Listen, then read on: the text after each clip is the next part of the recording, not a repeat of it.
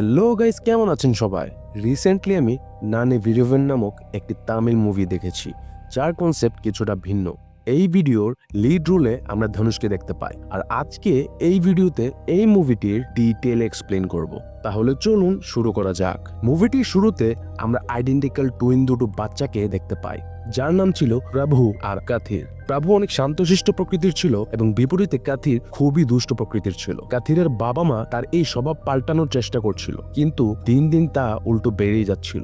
রেগে গিয়ে একদিন কাথিরের বাবা তাকে বাইরে একটি গাছের সাথে বেঁধে রাখে, কিন্তু রাতে চেক করে দেখতে পায় কাথির ওখান থেকে পালিয়ে গিয়েছে। অ্যাকচুয়ালি একটি পাগল খুনি কাথিরকে ওখান থেকে কিডন্যাপ করে নিয়ে যায়, যে কিনা হিউম্যান হান্টিং করত। মানে সে কাথিরকে নিয়ে যেয়ে তীর ধনুক দিয়ে কাথিরকে শিকার করতে চায়, কিন্তু কাথির অনেক চালাক ছিল, যার কারণে সে লুকিয়ে পড়ে এবং পরবর্তীতে সেই খুনি হান্টারকে পাথর দিয়ে মেরে ফেলে। এই ঘটনাটির পর থেকে কাথির আরো ভায়োলেন্ট হয়ে পড়ে। এখান থেকে কাহিনী 20 বছর চলে যায়, যেখানে আমরা প্রভুকে দেখতে পাই, যে এখন বড় হয়ে গেছে। ইনফ্যাক্ট প্রভুর এখন নিজস্ব ফ্যামিলি আছে, তার ওয়াইফ ভুয়ানা এবং তার মেয়ে সত্যা। তারপর আমরা প্রভুর মেয়ের জন্ম থেকে বড় হওয়া পর্যন্ত কিছু সিন দেখতে পাই এবং বর্তমানে প্রভুর মেয়ে 12 থেকে 13 বছরের হয়ে গেছে। এখানে আমরা প্রভুর কলিগকে দেখতে পাই, যার নাম ছিল গুনা, যে কিনা এই মুভিতে কমিক রিলিফের জন্য আছে। তো একদিন এই ফ্যামিলি একটা ট্রিপে যায়, যেখানে হঠাৎ করে সত্যা অসুস্থ হয়ে পড়ে। এই ইনসিডেন্টের পর থেকে সত্যা সবার থেকে আলাদা থাকতে শুরু করে এবং এডি সত্যার স্কুল টিচারও নোটিস করে, কারণ সে এখন নিজের মতো থাকে এবং কারোর সাথে কথা না বলে চুপচাপ থাকে না। অফকোর্স প্রভু এটা নিয়ে অনেক চিন্তিত ছিল, আর একদিন রাতে সে সত্যের রুম থেকে তার কথা বলার শব্দ শুনতে পায়। সত্যা কারোর সাথে কথা বলছিল, আর সে এটাও বলছিল যে বাবাকে এটা কিভাবে বলবো, আমি আজকে না কিন্তু কালকে বাবাকে সবকিছু বলে দেব। এটা শোনার পর প্রভুর সাথে সাথে সত্যের রুমে এন্টার করে এবং জিজ্ঞেস করে যে তুমি কার সাথে কথা বলছো। জবাবে সত্যা মিথ্যা কথা বলে এবং বলে পুতুলের সাথে খেলছিলাম। দিন দিন সত্যের সিচুয়েশন আরো খারাপের দিকে যাচ্ছিল, আর প্রভু তাকে কেউ একজনের সাথে কথা বলতে শুনতে পেত। এই জন্য প্রভু সত্যের রুমে একটি বেবি মনিটর রেখে দেয়, যার মাধ্যমে সে ক্লিয়ারলি শুনতে পায় সত্যা কি বলে। সে শুনতে পায় সত্যা কাউকে যেন বলছিল যে এই বেবি মনিটর আমি রাখিনি, বাবা রেখেছে। এটা বলার কিছুক্ষণ পর সত্যা বেবি মনিটরটি ভেঙে ফেলে। ঘটনাটি বেশি বাড়াবাড়ি হয়ে গিয়েছিল, এই জন্য পরের দিন গাড়ির মধ্যে প্রভু ভালোভাবে সত্যের সাথে কথা বলে। এতে সত্যা কান্না করে দেয় এবং বলে যে তার সাইকিয়াট্রিস্ট দেখানো প্রয়োজন। তারা দুজন সাইকিয়াট্রিস্টের কাছে যায়, যেখানে সত্যা রিভিল করে যে ওর একটি নতুন বন্ধু হয়েছে, যার নাম সোনু। সত্যা সবসময় সোনুর সাথে কথা বলে, ইনফ্যাক্ট সোনু এখনো তাদের সাথে এই রুমে উপস্থিত রয়েছে। সোনু ওকে ভয় দেখায় এবং বলে সে ওর বাবা প্রভুকে মেরে ফেলবে, যার কারণে সত্যা ঘুমাতে পারে না। অবভিয়াসলি এগুলো শুনে প্রভু এবং ডাক্তারের কাছে মনে হয় এটা একটি ইমাজিনারি ক্যারেক্টার সত্যা ক্রিয়েট করেছে, যে কিনা অনেকের সাথে হয়েছে, আর এটি চিকিৎসা এবং ঔষধের মাধ্যমে ঠিক করা সম্ভব। কিন্তু সত্যা বলতে থাকে সোনু রিয়েল, সে কোনো ইমাজিনেশন নয়। এনিওয়েজ সত্যকে ওষুধ দেওয়া হয় এবং প্রভু সত্যের সাথে রাতে ঘুমাতে যায়, যাতে করে সে সত্যকে মনিটর করতে পারে। নাও ঘুমানোর সময় প্রভু স্বপ্ন দেখে এবং স্বপ্নে সে তার পাস দেখতে পায়। তো স্বপ্নে আমরা প্রভুর সেই সময়টা দেখতে পাই যেখানে প্রভু এবং কাথির ছোট ছিল। কাথির অনেক অদ্ভুত আচরণ শুরু করে এবং প্রভুকে কাঠের একটি বক্সে আটকে রাখে, তারপর তাদের বাবাকে মেরে ফেলে। তাদের মা প্রথমে প্রভুকে বক্স থেকে বের করে তারপর নিজের স্বামী মরে যাওয়ার শোক পালন করে, অথচ সে পুলিশকে বলেনি যে তার ছেলে কাথিরই খুনি ছিল। উল্টো রিপোর্ট করেছে অচেনা কেউ এসে তার স্বামীকে খুন করে রেখে চলে যায়। তারপর আমরা দেখতে পাই তাদের মা একজন লোকাল পণ্ডিতের কাছে যায় এবং প্রভু ও কাথিরের কুণ্ডলি দেখায়। কুণ্ডলি দেখে পণ্ডিত বলে যে এরা দুইজন কখনো একসাথে থাকতে পারবে না, তাদের যে কোনো একজনকে মেরে ফেলবে।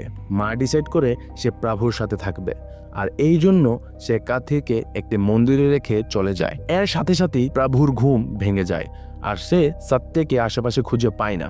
সত্যকে খুঁজতে খুঁজতে সে বিল্ডিং এর ছাদে যায়, যেখানে সে দেখতে পায় সত্যের ছাদ থেকে লাফ দেওয়ার চেষ্টা করছিল। প্রভু কোনো রকম সত্যকে বুঝিয়ে নিজের কাছে আনে। তখন সত্য বারবার বলতে থাকে যে সোনু আমাকে তোমাকে কিছু বলতে বলেছে। প্রভু জিজ্ঞেস করে সোনু কি বলেছে। জবাবে সত্য বলে কাথির।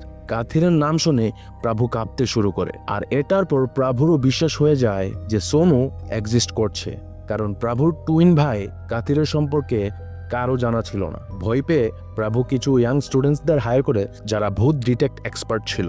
স্টুডেন্টদের টিম প্রভুর বাসায় মাইক ক্যামেরা ইত্যাদি ইকুইপমেন্ট ইনস্টল করে যেন তারা সাত্যাকে মনিটর করতে পারে। প্রভু তাদের টিমকে সে বেবি মনিটরটিও দেয় যেখানে সে সাত্যার ভয়েস রেকর্ড করেছিল। স্টুডেন্টসরা সেই ভয়েস রেকর্ডের ফ্রিকোয়েন্সি চেক করে এবং বিভিন্ন ধরনের সেটিংসের মাধ্যমে কিছু একটা করে যার মাধ্যমে তারা সেখানে সোনুর ভয়েসও শুনতে পায়। সোনু সাত্যাকে বেবি মনিটরটিকে ভাঙতে বলেছিল।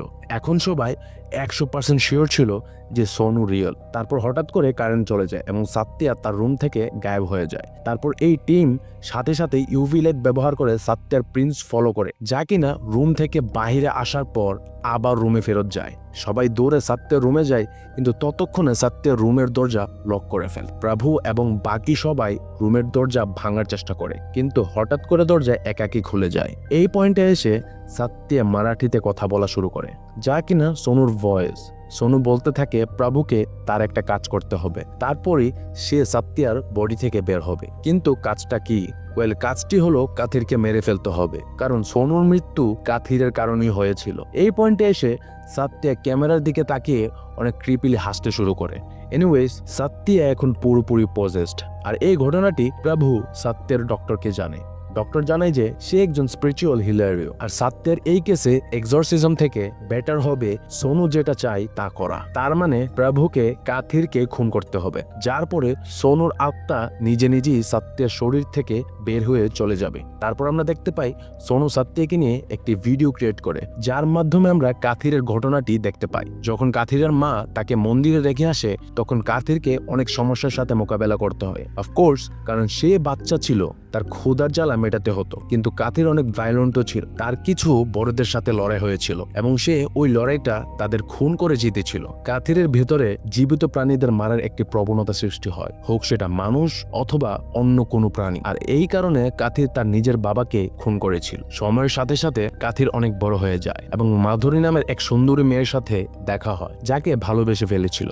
মাধুরী কথা বলতে পারতো না এবং কিছুদিন পরে মাধুরী আর কাথির বিয়ে করে তাদের দুজনের ছেলে সন্তান হয়। এন্ড সারপ্রাইজিংলি দুজনই টুইন্স ছিল। একজনের নাম ছিল সোনু, আরেকজনের নাম ছিল মানু। কাথির তার পরিবারকে অনেক ভালোবাসতো, কিন্তু তার ভেতরে কিলিং ইনস্টিংস এখনো ছিল। এই জন্য সে প্রতিদিন রাতে শিকার করতে যেত, যাতে তার ভেতর শান্ত থাকে, কারণ এই কিলিং ইনস্টিংসকে শান্ত রাখা প্রয়োজন। একদিন কিছু টুরিস্ট কাথিরের কেবিনের সামনে আসে এবং তার সাথে খারাপ ব্যবহার করে। তারা কাথিরের কাছ থেকে গাঁজা চাচ্ছিল, তাও তার বাচ্চাদের সামনে, কিন্তু কাথির তাদের ইগনোর করে। ওই রাতে কাথির শিকার করতে যায়, আর তার ছেলে সোনু লুকিয়ে কাথিরের সাথে জঙ্গলে চলে যায়। সেখানে যেয়ে সে দেখে কাথির ওই টুরিস্টগুলোকে ধরে রেখেছিল এবং পরবর্তীতে ধনুক দিয়ে একজন একজন করে তাদেরকে শিকার করতে থাকে। জি হ্যাঁ বন্ধুরা, এই ভয়াবহ দৃশ্যটি দেখে সোনু অনেক ভয় পেয়ে যায়। কাথির জানতে পারে যে সোনু সবকিছু দেখে ফেলেছে এবং সে সোনুকে ভালোভাবে ভয় দেখিয়ে বোঝায় যে তুমি এগুলো তোমার মা অথবা তোমার ভাইকে বলবে না। যদি বলো তাহলে আমি তোমাদের তিনজনের সাথে ঠিক এমনটাই করব। সোনু অনেক ভয়ে ছিল এবং অনেক ভীত ছিল, যার কারণে সে বাসায় যাওয়ার সাথে সাথে সবাইকে সবকিছু বলে দেয়, যার কারণে বাসার সবাই কাথিরকে দেখে ভয় পাচ্ছিল। কাথির বলে, আজ পর্যন্ত আমি তোমাদের সাথে কোনো খারাপ ব্যবহার করিনি এবং তোমাদের গায়ে হাতও তুলিনি, তাহলে তোমরা কেন আমাকে ভয় পাচ্ছ? মাধুরী ভয়ে কাঁপছিল এবং সে কাথিরের কাছে একটি রিকোয়েস্ট করে যে আমাদের তিনজনকে তুমি ছেড়ে দাও, আমরা পুলিশকে কিচ্ছু জানাবো না, আমরা আমাদের মতো থাকবো। এই সব শুনে কাথির রেগে যায় এবং সে তার ওয়াইফ এবং বাচ্চাদের বেঁধে রাখে। কিছুদিন এমনই চলে, কিন্তু এক রাতে মাধুরী কাথিরকে ঘুমের ওষুধ দেয় আর বাচ্চাদের সাথে পালিয়ে যায়। তারা নৌকাতে করে পালানোর চেষ্টা করে, কিন্তু সেই সময় কাথির এসে নৌকার দড়ি ধরে টেনে তাদের ধরে ফেলে এবং তাদের মধ্যে হাতাহাতি শুরু হয়ে যায়। তখন হঠাৎ করে মাধুরী একটি লাঠি দিয়ে কাথিরকে বাড়ি মারে, যার কারণে কাথির রিঅ্যাক্টিভ কিলিং ইনস্টিংস জেগে ওঠে এবং সে মাধুরীকে চাকু দিয়ে আঘাত করে। মাধুরী তৎক্ষণাৎ মারা যায় এবং কাথির নোটিস করে ধাক্কাধাক্কির মধ্যে সোনুও মারা যায়। এখন শুধু মানু জীবিত ছিল, আর কাথির এখন মানুর সাথে থেকে যায়, আর উই ক্যান সে মানুকে তার সাথে জোরপূর্বক রাখে। আর এই কাহিনী জানার পর প্রভু, গুনা, ডক্টর আর সাত্তিয়া কাথিরের গ্রামে যায়। এই পয়েন্টে সাত্যা পুরোপুরি সোনুর দ্বারা পজেস ছিল এবং সোনু শুধু কাথিরকে মেরে তার ভাই মানুকে বাঁচাতে চাচ্ছিল। তারা সবাই মানুর স্কুলে যায় আর এখানে গুনা মানুর সাথে কথা বলার চেষ্টা করে, কিন্তু মানু ওখান থেকে ভয় পেয়ে পালিয়ে যায় এবং যে কিনা সাত্যা সোনুর দ্বারা পজেসড সে মানুর সাথে কথা বলে। সোনু আর মানুর সিক্রেট সাইন ল্যাঙ্গুয়েজ ছিল আর সাত্যা সেটা ইউজ করে। মানু বুঝে যায় যে সাত্যার শরীরে সোনুর আত্মা ঢুকে গেছে। মুভিটিতে আমাদের আরেকটা জিনিস দেখানো হয়েছে যে কিনা টুইন্স ইনস্টিংস, মানে টুইন্স দুইজন দুইজনের প্রেজেন্স ফিল করতে পারে, কারণ যখন প্রভু গ্রামে প্রবেশ করে কাথির সেটা ফিল করতে পারে, অন্যদিকে মানুষ সেটা ফিল করে যখন সাত্যা আসে। এনিওয়েজ ওই রাতে মানুষ সাথে জঙ্গলে দেখা করে, বাট দিস ওয়াজ রিস্কি, কারণ কাথির জঙ্গলের প্রত্যেকটা কোণা চিনত এবং সে অনেক স্ট্রং একজন হান্টারও ছিল। ইনফ্যাক্ট হয়েও সেটাই। কিছুক্ষণ পরে কাথির জঙ্গলে মানুকে প্রভুর সাথে দেখতে পায়। প্রভু কাথিরকে বলতে শুরু করে, আমাদের যেতে দাও, আমরা কাউকে বলবো না, তোমার বাবা, ওয়াইফ এন্ড সন্তানকে খুন করেছো, শুধু মানুকে আমাদের সাথে যেতে দাও। অন্যদিকে কাথির তার ভাইকে দেখে অনেক সারপ্রাইজড ছিল আর বলে যে তুমি যেতে পারো, কিন্তু মানু কোথাও যাবে না। এরপর প্রভু কাথিরের সাথে লড়াই করে, কিন্তু কাথিরের সামনে প্রভু কিছুই না। কাথির প্রভুকে অনেক মারে এবং শেষের দিকে বলে যে আমি তোমাকে কখনোই ভালোবাসিনি। আর ঠিক তখনই মানু কাথিরের পায়ে ছুরি আঘাত করে। তখন সাত্যা বা সোনুর আত্মাও সেখানে চলে আসে এবং কাথিরকে তীর মারে, কিন্তু সবাই মিলেও কাথিরকে ওভারপাওয়ার করতে পারে না আর কাথির সাত্যাকে মারার জন্য তেড়িয়ে আসে। মানু আবার কাথিরের উপর হামলা করে, সাত্যাকে বাঁচায় এবং তারপর বলে এটা সাত্যা নয়, এটা সোনু। কাথির মানুর কথায় কান না দেওয়ায় মানু কাথিরকে ধমকি দেয় যে সে পাহাড় থেকে লাফ দিবে, এতে কাথির মানুকে বাঁচাতে যায়। ঠিক তখনই প্রভু সুযোগ বুঝে কাথিরকে নিয়ে পাহাড় থেকে লাফ দেয়, তার মানে দুইজনই মারা যায় এবং সাত্যার বডি থেকে সোনুর আত্মাও বের হয়ে যায়। অতএব সাত্যা এখন সুস্থ হয়ে যায়। তারপর হঠাৎ আমরা প্রভুকে পাহাড় ধরে উপরে উঠতে দেখতে পাই, তার মানে প্রভু লাফ দেওয়ার পরে পাহাড় ধরে বেঁচে যায়।